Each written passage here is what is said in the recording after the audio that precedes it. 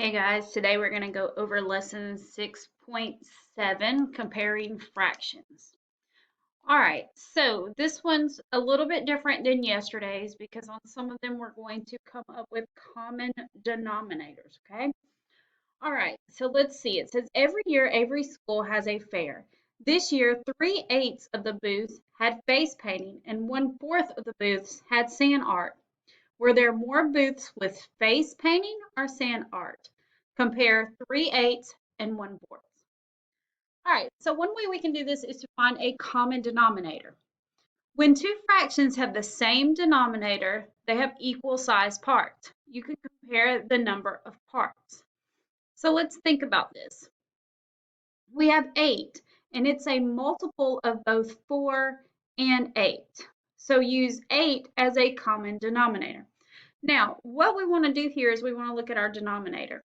All right, so we start off with 4, and we have to think to ourselves, what times 4 gives me 8? And we should know that 4 times 2 gives me 8. Well, whatever we do to the bottom, to the denominator, we also have to do to the numerator. So I'm going to put a 2 up here as well. So 4 times 2 is 8, and 1 times 2 is 2. So we end up with 2 8s. All right. Now, we can take it now and turn it into a model of these fractions. Now, we started up here with 3/8. So we're going to shade in the 3. And then we're going to shade in 2. So looking at this, we can see that 3/8 is greater than 2/8. All right. Another way we can do this is when we have a common numerator. When two fractions have the same numerator, they represent the same number of parts. Can you compare the sizes of the parts? Now it says, think 3 is a multiple of both 3 and 1. Use 3 as a common numerator. All right.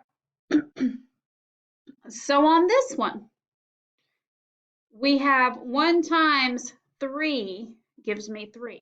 Again, whatever I do the top, I have to do the bottom. So I'm going to have 4 times 3, and that gives me 12. Now, looking at these, we have our 3/8. So I'm going to shade in 1, 2, and 3. And then I have 3/12. 1, 2, and 3. Now, looking at this, we can still see that on 3/8, we colored in more of the whole shape. So that means that 3/8 is greater than 3/12. So since 3/8 is greater than 1/4, there were more booths with face painting. Okay. Now you're going to be doing the same thing on your work that you do on your own. So for example, you're going to take and compare these fractions using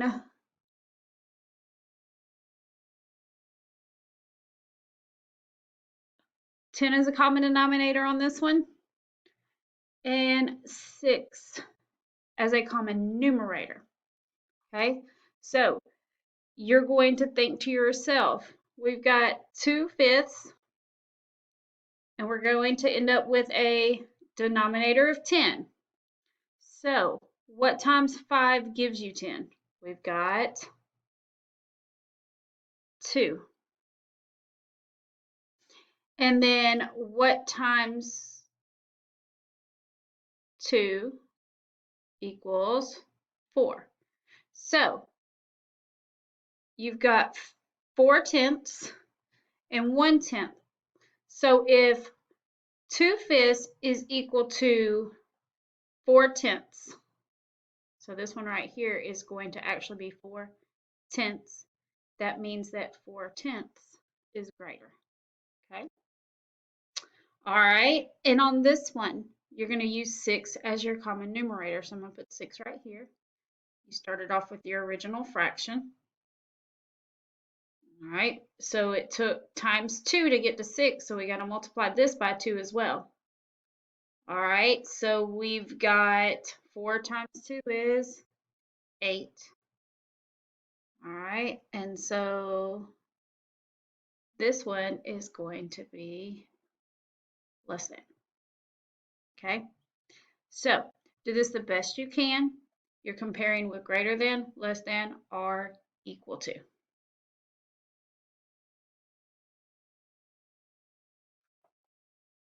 I forgot to show you these. All right, this one's going to be simple because we have the same denominator. So 7/8 is going to be greater than 2/8. On this one, we have 12 and we have 6. Now, we should be able to see that if we multiply each by 2, I'm going to get that same denominator of 12. And then 3 times 2 is 6. And 6/12 is going to be the larger of the two. All right, this one has the same numerator. So if we think of 4 out of 10 and 4 out of 6, 4 out of 6 is going to be greater because, think about this, 5/10 equals a half, and 3/6 equals a half, and 4/6 is greater than that half. So that's how this one is going to be greater. On this one, we have 12 and 4. We know that if we multiply 4 by 3, we're going to get 12. So we have 2 times 3 is 6. So 6/12, and our new one is 6/12. These are going to be equal. All right, so this is just a little bit different than what we were doing before. Just check those denominators and see if you can find a number that can multiply the smallest denominator to get to the larger one. And remember, if you multiply the bottom, you have to multiply the top.